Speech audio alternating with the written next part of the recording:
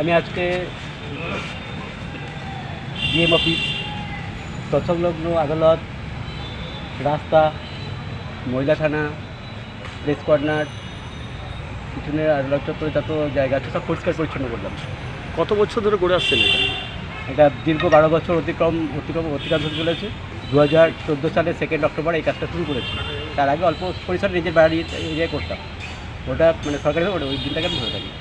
মানে মূলত আজকে ডিএম অফিস করলেন, এর আগে কোন কোন এরিয়াতে করতেন, কোন কোন হ্যাঁ জায়গায়? স্যার, এই নিয়ে দ্বিতীয়বার এলাম। আমি গত রোববার আপনার 16ই আগস্ট ডিএম অফিসে প্রথমবার এসেছি এবং সেদিনও কাজ করে গেছি। প্লাস সেদিন স্টার্টিং করেছিলাম এসপি অফিস থেকে। SP office, DM office. আজকে যে কাজটা করেছি এর আগের দিনে সেটাই করেছি। জাস্ট আজকে আদালতের মেন জায়গাটা এই পরিষ্কার কাজ করার কারণ কি? স্বচ্ছতা, পবিত্রতা, মানবতাই ধর্ম। তো মানব সেবাকে এটাকে আদর্শ করে স্যার আমি চলার স্বপ্ন দেখি। আমি মনে করি এই মুহূর্তে পৃথিবীর সবথেকে ভালো কাজের জায়গা হচ্ছে পরিবেশ। কোনো দেশে যদি ডেভেলপ করতে হয় আগে পরিবেশ ঠিক রাখতে হবে। কিন্তু বর্তমান সময়ে আমাদের পরিবেশের অবস্থা খুবই খারাপ আছে। বাস্তব আর বর্তমানের মধ্যে অনেক পার্থক্য আছে কাজের মধ্যে। এই মুহূর্তে পৃথিবীর 177টা দেশের মধ্যে আমরা 176 নম্বর র্যাঙ্ক করছি, শেষের দিক থেকে দ্বিতীয় পরিবেশে। এইগুলো আমাকে প্রচুর মনে পীড়া দেয়। যখন দেখি আমার পাশের বাড়িতে একটা ছেলে 3 বছর বয়সে চোখে চশমা দিচ্ছে, 5 বছর হার্ট অ্যাটাক করছে, এগুলো তো পরিবেশ দূষণের ফল। আমি কানে কালা হয়ে যাচ্ছি, অল্প বয়সে আমাদের চশমা নিতে হচ্ছে, খুব তাড়াতাড়ি কিডনি ড্যাম হয়েছে, এগুলো তো পরিবেশের জন্য। এইগুলো আমার মনে প্রচুর পীড়া দেয়। এবং ছোটোবেলায় অনেক ঘটনা আমার মনের মধ্যে রিয়াকশন ঘটার জন্য আমি দেখলাম না, আমি যদি কোনোদিন কোনোরকম কোনো কাজকর্ম করে নিজে পায়ে দাঁড়াতে পারি, সমাজ ও দেশের জন্য নিজেকে উৎসাহ করে দেবো। তাতে সমাজ আমাকে কী দিল বা দেশ কী দিল আমার দেখে লাভ নেই। এখানে মেজর ধ্যানচাঁদ একটা কথা বলেছিলেন যখন জার্মানিতে গিয়েছিলেন এই খেলতে অলিম্পিকের সময়। ওকে জিজ্ঞাসা, হিটলার বললো তুমি আমার এখানে থেকে যাও। বলে না কেন? বলে আমি তোমাকে ভারতের থেকে 5 গুণ মাইনে দেবো এবং আমার দেশে মেজর করে দেবো। বলে না, আগে আমার দেশ আমায় কী দিল আমার দেখে লাভ নেই। আমি দেশকে কতটা দিতে পারলাম এই বিশ্বকে, যদি আমি একটু পরিবেশের জন্য কিছু করতে পারি, আগামী প্রজন্মের জন্য আমি যদি কিছু একটু রেখে যেতে পারি, সেটা আমার কাছে সবচেয়ে বড় পাওনা।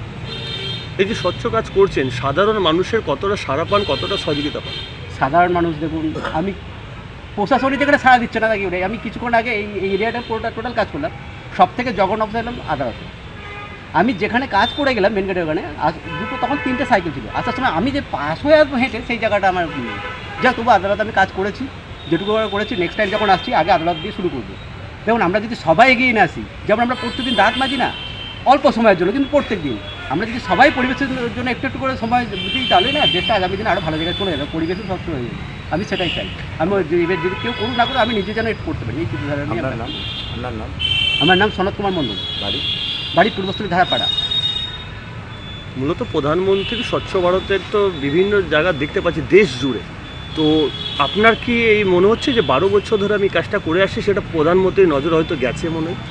তাহলে তো আমাকে ডাকতে দিন। উনি যেখানে এই আদর্শটাকে সামনে রেখে কাজ করতে চাইছে, আমাদের দেশে বর্তমান বাস্তব আর কাজের মধ্যে ফারাক আছে অনেক। খাতায় কলমের মধ্যে আর এই বাস্তব অনেক পার্থক্য আছে। স্যার বলে দিয়েছেন, আইনের রূপায়ণ করেছেন, কিন্তু আমি সেটা করে দেখানোর চেষ্টা করছি যদি আমি পারি। আমার কাছে দেখুন, টাকা ছাড়া বর্তমান পৃথিবীতে কিচ্ছু সম্ভব না। কিন্তু সবসময় টাকাটাই যে আসুন বা পয়সাটাই যে আসুন সেটা না। আমি সবসময় চিন্তা করি আমি যেন কিছু একটা করতে পারি। কিছু আমার পয়সা দরকার আছে, নাহলে বাঁচবো না। কিন্তু পয়সাটাই সব না। আমি যেন সমাজ ও দেশ, কিছু দেশ আমায় কী দেয়নি? আমাকে জন্ম দিয়েছে, আমাকে বাড়ি দিয়েছে, আমি নিজে করেছি, আমাকে অন্ন দিচ্ছে, বাসস্থান দিয়েছে, আমি সব সুস্থ আছি। তাহলে আমি দেশকে কেন ফিরিয়ে দেবো না কিছু? এটা আমার অধিকারের মধ্যে বলতে। আপনি করেন কি তাহলে? আমার একটা ছোটো দোকান আছে, হার্ডওয়্যার ফার্নিচার কাছাকাছি। কিন্তু বর্তমান সময়ে ব্যবসার কন্ডিশন খুব খারাপ। যে ব্যবসা থেকে আমি আগামী দিনে এটা ভরণ পোষণ করতে পারবো কি সম্ভব হচ্ছে না মনে হচ্ছে। কারণ আমি গত 12 বছর ধরে এই কাজটা করে চলেছি। অলরেডি প্রায় আমি 17 লাখ টাকা খরচ করেছি এই পারপাস। শুধু আমি এই কাজ করি না, আমি দুস্থ অসহায়দের মধ্যে খাবার কিনে দিই, ওষুধ কিনে দিই, জামা প্যান্ট কিনে দিই। করোনার সময় অনেকজনকে এই পরিচয় এগুলো বলা উচিত না, কারণ হচ্ছে সেই জানাতে ভাত দিতে বলে সেটা ফালতু কিছু। যাই হোক, তবু বলে ফেললাম আপনাদের সামনেই। এই আমি অনেক রকমভাবে সমাজে দেশের কাজে নিজেকে উদ্বুদ্ধ করে দিয়েছি। আমার এখন ব্যবসা বাণিজ্যটা মাথায় ঠিক আছে না। আমি কী করে কাজ করবো? আমি খেতে পাবো না তবু আছে, কিন্তু আমার দেশটাকে, সমাজটাকে আমি একটু পরিচয় করতে পারি। যেমন ধরুন মন্দির মসজিদ পবিত্র জায়গা, তার যদি পরিবেশটা চারিপাশটা খুব ভালো থাকে না, আপনার আমার মনে অটোমেটিক শান্তি চলে আসবে। কিন্তু আমরা যখন যেখানে যাচ্ছি দেখবেন সব থেকে নোংরা জায়গাগুলো মন্দির মসজিদ। প্রতিদিন বাড়ি থেকে কটার সময় বেরোন? আমি যদি পূর্বস্থলীর বাইরে যাই, মানে আমার পূর্বস্থলী 5 কিলোমিটার মধ্যে যদি করি, তাহলে রাত 3টের সময় ঘুমতে করি উইদাউট অ্যালার্ম। দীর্ঘ 12 বছর ধরে। যদি কাল না যাই তাহলে রাত 2:30টায় ঘুমতে উঠবো। যদি কালনা থেকে দূরে যাই, যেমন আপনার বর্ধমানে এসেছি, আজকে 2:02 ঘুমতে উঠেছি উইদাউট অ্যালার্ম। আমি কালকে ঠিক করে গেছিলাম, ব্যাংকে পড়ে রেখেছি, আমি 2টোয় ঘুমতে উঠবো। 2:02 আমাকে 2:02 আমি ঘুমতে উঠেছি। এর আগে একবার আসতে গেছিলাম 1:46 উঠতে হয়েছিল, কিন্তু বৃষ্টির জন্য আসতে পারিনি। আপনার নাম? আমার নাম সনৎ কুমার মণ্ডল। বাড়ি হ্যাঁ? বাড়ি পূর্বস্থলী ধারাপাড়া।